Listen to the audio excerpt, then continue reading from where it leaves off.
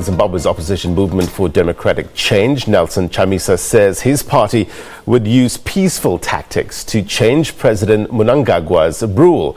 Now, this after at least 91 people were arrested yesterday in a brutal crackdown on protesters in the capital, Harare. A video circulating online shows police beating protesters with batons, with most protesters appearing to be unharmed. The MDC abandoned its plans for a protest against the deteriorating economic situation in Zimbabwe after the courts denied permission for the demonstration. Now, Chamisa says his party backed down to avoid bloodshed.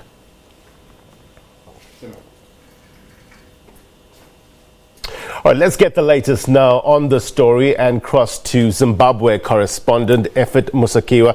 Ephert, thank you very much indeed for coming through. What's the latest on the streets of Zimbabwe? Good morning. Today it's quite peaceful.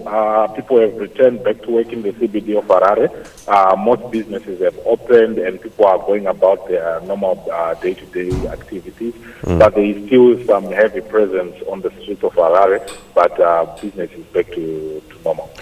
Ephert, can you confirm that video that has gone viral with regards to police using batons on protesters? Did you verify that video?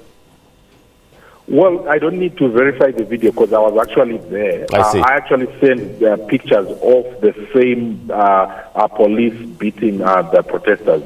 We actually captured it. Most journalists actually managed to record that incident, and we have also sent the same pictures which of the police beating the civilians. Yeah.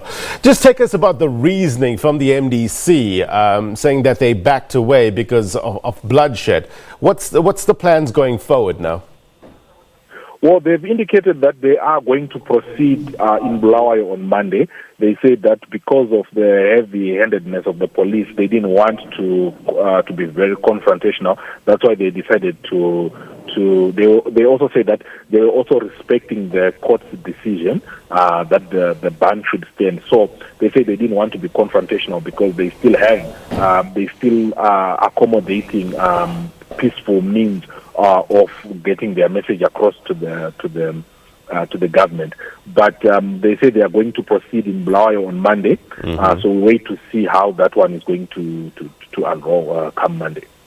So protesters are angry at the situation, the deteriorating economic situation of Zimbabwe, issues like electricity, lack of water, unemployment, big issues. What are they saying are the root causes of some of these issues? Well, it depends on who you are speaking to. If you speak to the leadership of the MDC, they are saying that it is because of this, of the disputed, what they are calling the disputed election of 2018, where they say that, where they claim that President Mnangagwa did not win, and they say they challenged that the announcement that was made by the Zimbabwe Electoral Commission in court because they did not believe in the result that was issued. So they are saying that everything else is a manifestation of that contested election. But the ordinary person on the ground, all they are saying is that they want a better life. They want a better, they want life to be easier because right now it is very difficult. Almost everything is difficult to come by. Medicines in the hospitals, there is no medicines. Actually, doctors on Thursday issued a notice of incapacitation, which means that doctors are not working in hospitals. So they are, per se, on a strike. So health services are not available. Bread is not available. Water in the CBD, in Harare, basically, residential areas in Harare, do not have water. Electricity, in as much as the load shedding has been reduced from 18 hours, but you still get most of the day without electricity. In some areas, it's now maybe 12 hours or 8 hours, but you do get load shedding still taking place in Zimbabwe. And transport the cost of transport has gone up. Basic commodities, the cost has also gone up. So that's what most of these people on the streets they were saying, can you please attend to this because we can't keep up with the rate at which the prices of commodities are increasing. Yeah, if you talk to us about the fundamental civil liberties, which include the right to protest that are afforded to Zimbabweans, do you think there's a strong enough fight on the ground to protect these liberties? Well, The challenge that you will find in Zimbabwe is that, remember, there are some laws which the government has said it's going to repeal. Yesterday, the police used the old act, POSA, Public Order and Maintenance, which is in the process of being repealed. So under that section, there is a section that allows police to do what they did, which violates the basic the rights of citizens. So these are some of the things that are in the process of reform. So really, it's very difficult to ascertain as of now whether the reform is actually taking place or they are waiting for the complete repeal. But yesterday we saw police invoking a section or a law that is actually in the process of being repealed. So that's why a lot of activists are saying that it's still the old system in operation, because if they can use the same old laws to advance their own initiatives, then nothing really has changed. It's just mere talk and nothing on the ground will change. Yeah. Look, some commentators are raising the issue of accountability. Last year, we know following the elections, there was a protest. A commission of inquiry was established and was led by former South African President Kgalema Motlanthe. 6 people killed there. At this stage, Ephert, what do we know in terms of progress made in terms of anyone being held accountable for those killings? Well, as of now, no one has really been publicly made accountable for the killings.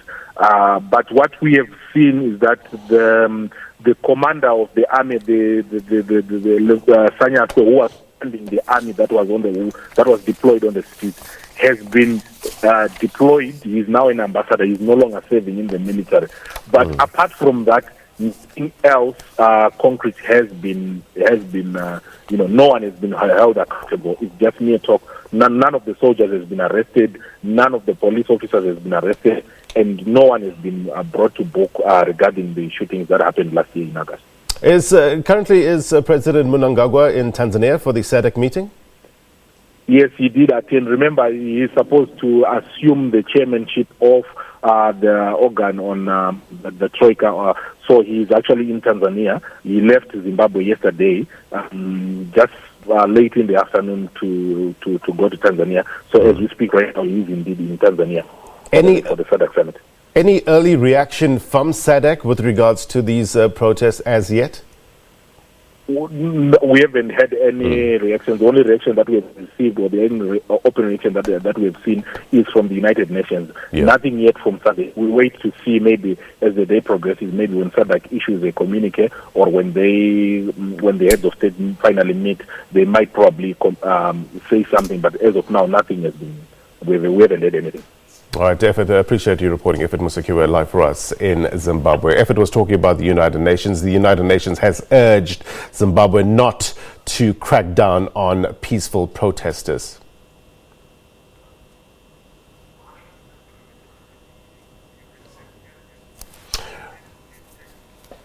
All right, it seems that we don't have that clip. We'll try to get it shortly. Well, so that